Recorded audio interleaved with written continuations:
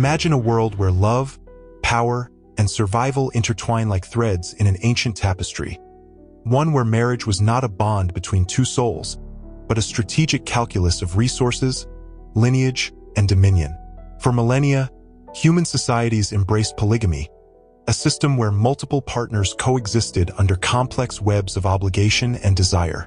Yet today, monogamy stands as the dominant marital ideal, enshrined in law, religion, and culture. This seismic shift from plural unions to exclusive partnerships is not merely a change in romantic customs. It is a mirror reflecting humanity's evolving relationship with power, equality, and the very essence of what it means to belong. The story of polygamy's decline and monogamy's ascendancy is etched into the bedrock of human history. Early hunter-gatherer societies, nomadic and resource-scarce, often practiced forms of polygamy driven by pragmatism.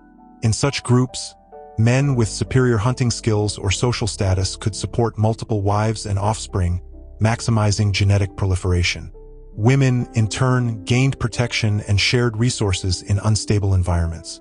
Polygamy was less about romance than survival, a tool to strengthen alliances, distribute labor, and buffer against high mortality rates. Yet, even in these societies, polygamy was rarely universal. It coexisted with monogamous pairs, particularly among those without the means to sustain multiple partners, hinting at an inherent tension between individual desire and collective utility. As humanity transitioned to agrarian societies around 10,000 BCE, the stakes of marriage transformed. Land ownership, inheritance, and surplus wealth created new hierarchies. Polygamy flourished among elites, kings, chieftains, and wealthy landowners, who used multiple marriages to forge political alliances, consolidate power, and signal status.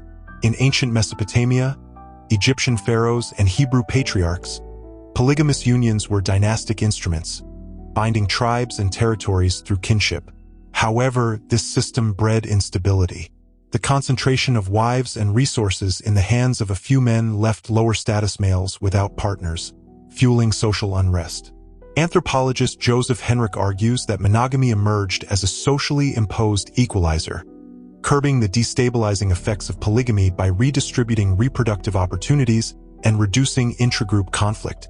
Religion became a pivotal force in legitimizing monogamy. Early Judaism, Christianity, and Islam grappled with polygamy's legacy.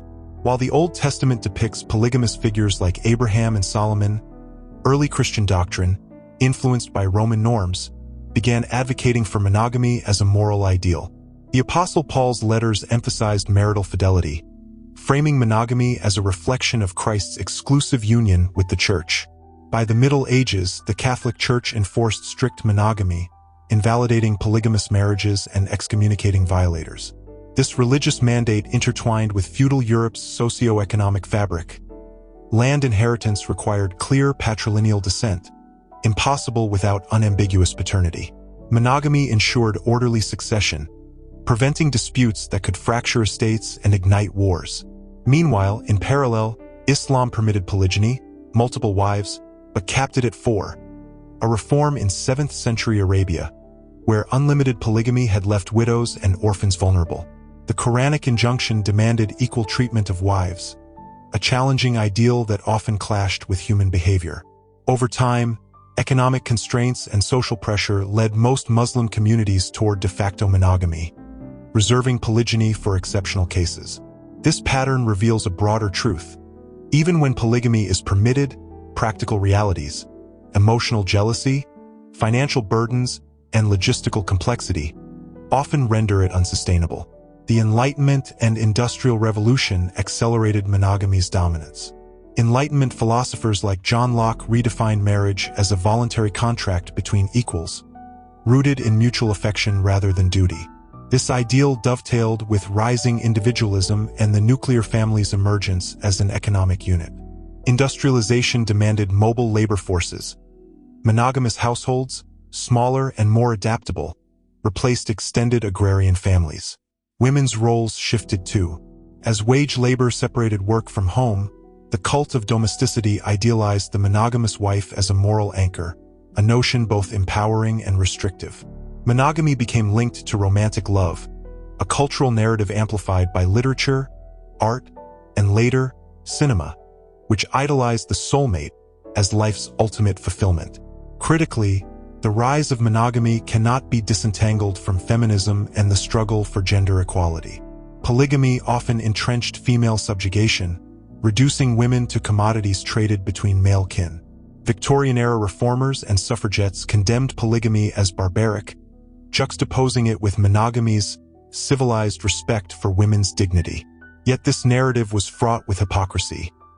Western monogamy coexisted with covert mistresses, prostitution, and oppressive marital laws. Still, the feminist critique reshaped norms. By the 20th century, monogamy, at least in theory, promised mutual respect and emotional reciprocity, ideals that aligned with growing demands for women's autonomy. Human behavior, however, resists neat categorization. Evolutionary psychologists argue that monogamy clashes with primal instincts. Men, driven by the urge to spread genetic material, and women, seeking the best providers, might naturally incline toward plural mating.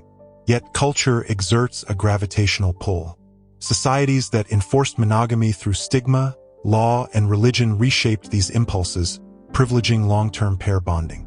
Neurochemicals like oxytocin and vasopressin, which foster attachment, evolved to reinforce monogamous bonds, ensuring parental investment in offspring with prolonged childhoods.